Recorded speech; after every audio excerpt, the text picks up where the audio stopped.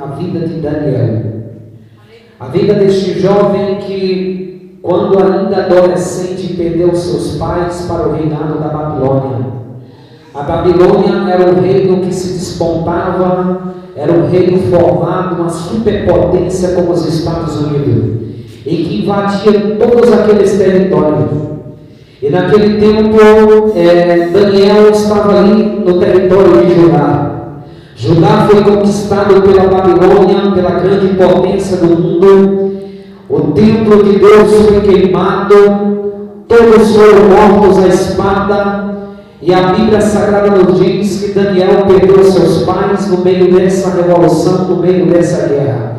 Daniel nasce no meio de uma guerra, no meio da superpotência babilônica, no meio do Egito, entre o Egito e entre a Babilônia, entre a Síria, entre esses grandes que guerreavam. Daniel nasce no meio de tamanha opressão, de tamanho mundo, nasce ali naquele meio. Daniel nasce, cresce, vê seus pais morrerem, vê todo mundo ser levado para a Babilônia. A primeira investida, Nabucodonosor derruba o templo, derruba o sacerdote, derruba a palavra de Deus, derruba tudo. Por quê? Porque aquele povo vivia em pecado contra Deus. A Bíblia diz que Deus levantou o profeta Jeremias, depois que o profeta começou a profetizar, dizendo: Judá vai ser derrubada. Não confiei nesse negócio, dizendo: casa do Senhor, casa do Senhor. Eles pecavam, irmão Geraldo, pastor Geraldo, eles pecavam e vinham para a casa de Deus achando: pecado no mundo, vem para a casa de Deus e acha que está tudo certo.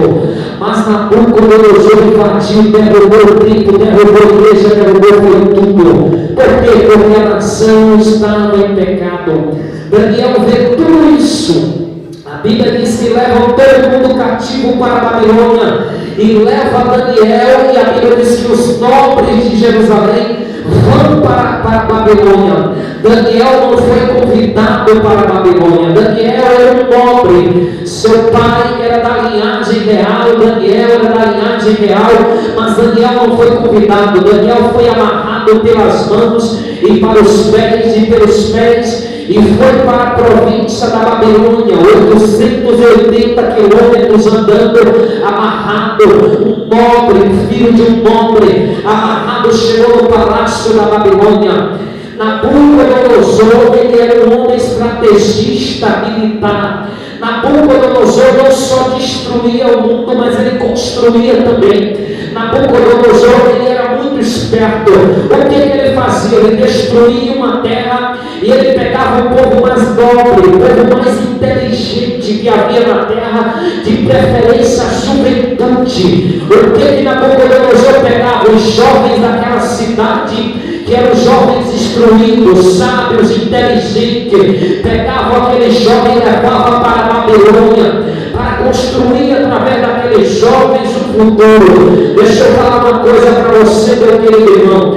O diabo neste mundo, ele sabe que ele quer tocar, ele quer destruir os jovens, porque ele sabe que os jovens vão construir o futuro da igreja. Nabucodonosor também sabia: se eu deixar esses nobres, se eu deixar esses jovens sábios, eles vão construir novamente, eles vão instruir o povo, eles vão levantar o povo novamente através da sua palavra. Eles serão idealistas, eles serão jovens revolucionários que vão inventar o mundo. Eu vou trazer essas pessoas para cá. Meu querido irmão, eu vou te falar, é uma estratégia de Satanás. Quando você vê alguém desprezando o jovem, é estratégia de Satanás. Sabe por quê? Porque o jovem está o futuro da igreja. Quando você vê alguém querendo pisar em cima de jovem, isso é coisa de Satanás. Sabe por quê? Porque o futuro da obra de Deus está na mão da juventude. Louvado seja o nome do Senhor. Isso é coisa de Nabucodonosor. Levaram Daniel para lá, para a Babilônia, junto com seus amigos, e levaram aqueles nobres. E sabe o que acontece? Falaram para Daniel, dizendo: você está na superpotência, a potência da Babilônia. Você agora está segundo Daniel. Chegaram para o jovem, fizeram uma lavagem cerebral, dizendo: agora você está numa potência de último mundo. Vocês não estão ali na Judéia, vocês não estão agora, vocês estão na cidade imperiosa, vocês estão na Babilônia, na maior cidade do mundo, no maior templo do mundo. O templo da Babilônia, 200 metros de circunferência. Vocês estão no maior templo do mundo, vocês estão na maior arquitetura do mundo, no jardim suspenso da Babilônia. O futuro de vocês aqui está garantido, meu jovem. Chegaram para eles dizendo, passando uma lavagem cerebral em Daniel. E Daniel e os seus nobres, e aqueles que foram para lá, tiveram oportunidade na Babilônia. Mas quais eram as oportunidades na Babilônia? Como eu repito para vocês, Nabucodonosor era estrategista. Ele queria que Daniel, que os nobres esquecessem da terra de Judá, esquecessem de negócio de palavra de Deus. Não para com isso. O negócio agora é diversidade de Deus. O negócio agora é você se formar na Babilônia. Babilônia é o maior centro de astrologia do mundo. Babilônia é o maior centro de cultura, diversidade do mundo. Se forma aqui, Daniel, e você vai ser uma pessoa bem sucedida na vida. Implantaram isso em Daniel e os seus amigos, dizendo: você vai participar da maior faculdade do mundo. Você vai ter a oportunidade de depois participar dessa faculdade, desses ensinos da Babilônia, de trabalhar no alto escalão da sociedade. Você vai trabalhar de primeiro-ministro na Babilônia. Implantaram isso em Daniel e os seus amigos. Mas eu louvo a Deus que ainda tem jovem de Deus sobre a face da terra. A Bíblia diz que Daniel determinou no seu coração: eu não vou me contaminar, eu não vou esquecer do Deus eterno, eu não vou esquecer do que meus pais me ensinaram, eu não vou esquecer, eu sou um servo de Deus. Ainda que me levem para outro país, ainda que me ensinem outra língua, ainda que me falem de um outro Deus, ainda que haja diversidade, eu vou servir ao Deus eterno. Daniel assentou no seu coração: não vou me contaminar. Daniel decidiu ser diferente na Babilônia e neste mundo. O mundo de oportunidades estava aberto para Daniel e para seus amigos. Nabucodonosor abre uma faculdade lá em plena Babilônia para os jovens se formar e aprender toda a cultura da Babilônia. Mudaram logo o nome de Daniel e dos seus amigos para Sadraque, Mesaque, Abednego e Belsazar. Mudaram o nome deles e disseram: a partir de agora vocês vão aprender nessa faculdade. Vai ter agora uma universidade para vocês a nível integral. Daniel, Sadraque, Mesaque e Abednego, vocês vão participar do maior vestibular, maior do que o vestibular da USP, maior do que todos os vestibulares, maior do que o vestibular da faculdade de Oxford nos Estados Unidos. Você vai participar da faculdade da Babilônia. E qual eram os exames? Primeiro, o exame aqui, exame da mente, exame de inteligência. Os jovens teriam que ser todos em toda a ciência. Segundo exame físico, teriam que ser de boa aparência, sem nenhum defeito. Terceiro exame social, que tinham capacidade de viver no palácio.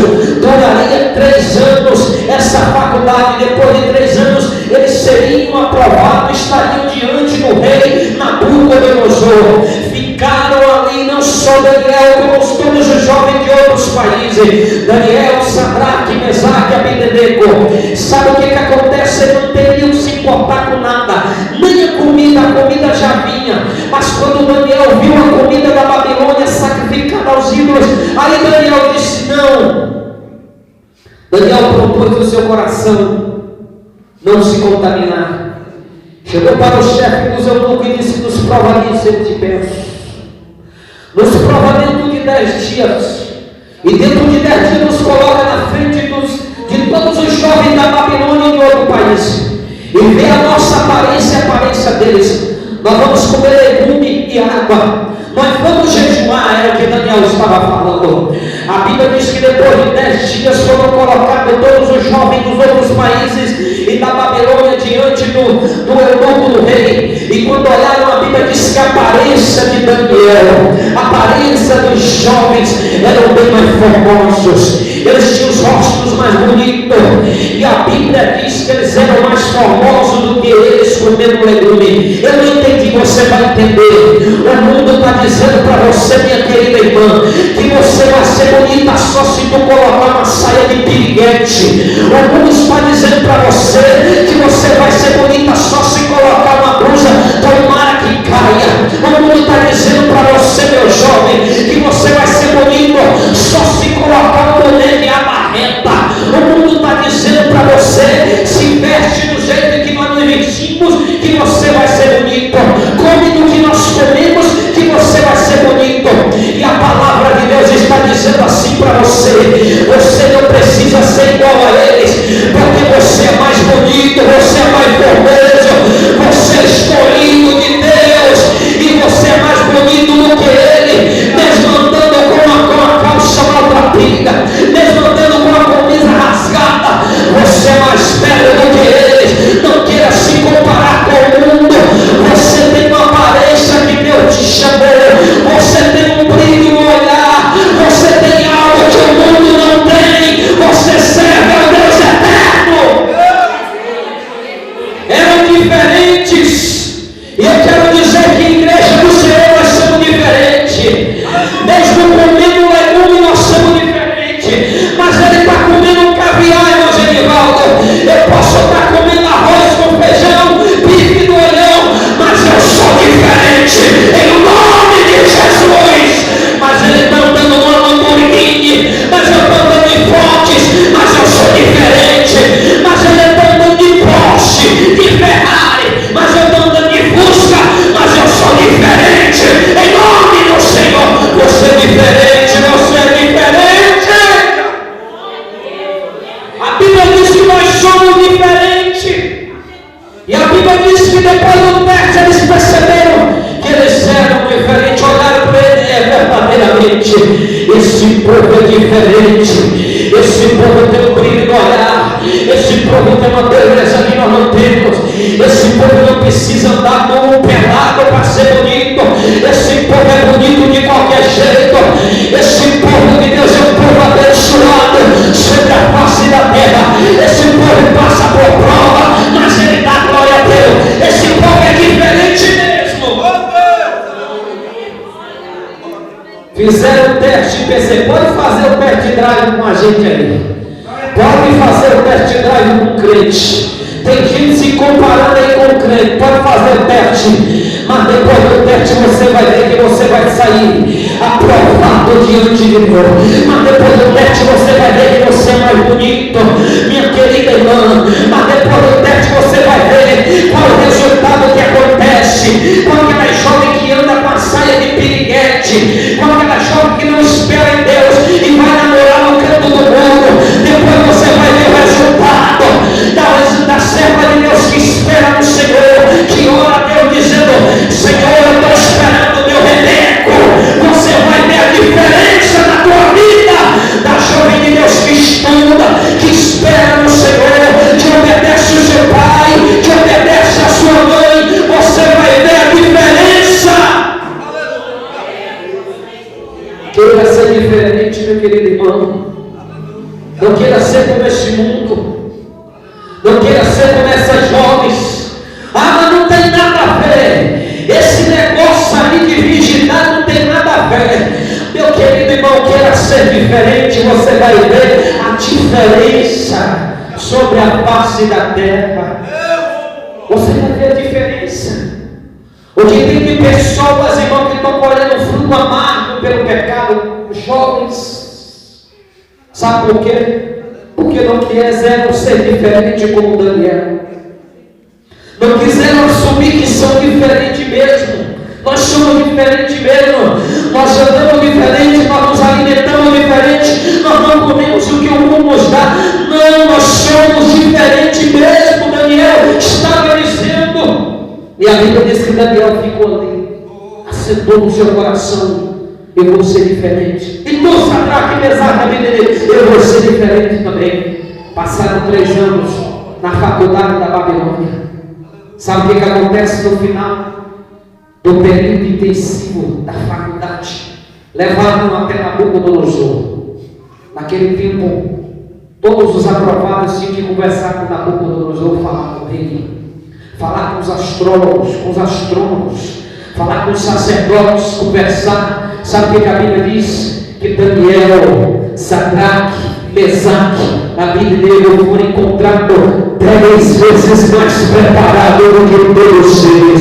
Eu vou te dizer uma coisa, irmão. O mundo pode tentar competir com nós, mas eu quero te dizer, tem um Deus no céu que te faz 10 vezes mais valoroso, 10 vezes mais bonito, 10 vezes mais preparado, 10 vezes mais ungido na presença do Senhor. Você é diferente ao escolhido de Deus. Se encontraram 10 vezes mais preparados do que todos. Sabe qual foi a recompensa? A Bíblia diz que Nabucodonosor pegou Daniel e colocou ele como o primeiro-ministro da Babilônia. Primeiro-ministro de todo o reinado da Babilônia. Pegou Sadraque e Mesaque, a Bíblia dele colocou em 3 cidades. Você vai comandar cidades, províncias, estado, e tu, Daniel, vai comandar a maior potência do mundo, pela inteligência que é em ti e pelo Espírito dos deuses que está em ti. Daniel, não é diferente. Daniel sentou-se no primeiro-ministro da Babilônia, comandou toda a Babilônia. A Bíblia diz que tiveram raiva de Daniel, tentaram derrubar Daniel do reinado da Babilônia, armaram cova para Daniel, mas Daniel não caiu. Daniel foi tão importante para você entender que o reinado da Babilônia caiu, a Babilônia toda caiu, os Medo-Persas assumiram o reinado e Daniel continuou de pé. Daniel continuou de pé. O país inteiro caiu e o jovem Daniel continuou de pé na presença de Deus. Louvado seja o nome do Senhor. Pode o mundo inteiro cair, pode o estado inteiro cair, mas fica firme, Daniel. Fica firme no teu propósito que Deus vai te honrar sobre a face da terra.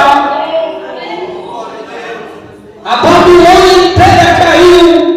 Caiu o filho de Nabucodonosor, Nabucodonosor. Caiu o Beltesazar, o todo-poderoso Beltesazar caiu. Mas Daniel ficou em pé no reinado. E a Bíblia diz que quando os Medo-Persas assumiram, Dário assumiu o reino ali dos Medo-Persas. A Bíblia diz que um certo dia Daniel estava na sua cama, estava tendo uma festa, a festa de Beltesazar. A Bíblia diz que Beltesazar era filho de Nabucodonosor, fez uma festa para 1000 dos seus grandes, e Daniel não estava lá. 1000 dos seus grandes. Daniel estava lá na sua recâmara, reservado a Deus. 1000 dos seus grandes. Todos os reis da terra ficaram na festa de Beltesazar. E Daniel sabe o que estava reservado? 1000. Sabe o que acontece hoje? Hoje o que tem de gente assim, eu vou falar, festa de político, o cara chama um, chama outro, o cara vai lá comer na mesa dele, na Coca-Cola, churrasco. Você não sabe o valor que você tem, meu amigo. Fica resguardado, fica na presença de Deus, que Deus tem algo para te dar. Você acha que eu nunca fui convidado para um político? Não. Eu preferi estar lendo minha Bíblia lá em casa, pagando preço, porque um dia eu sei onde é que Deus vai me colocar. Mas o que tem de gente que nem Beltesazar, pastor, que o Beltesazar convida ele para uma mesa de pecado, porque o cara não tem Deus na vida e quer comprar o camarada vai lá porque ele tem preço, não tem caráter.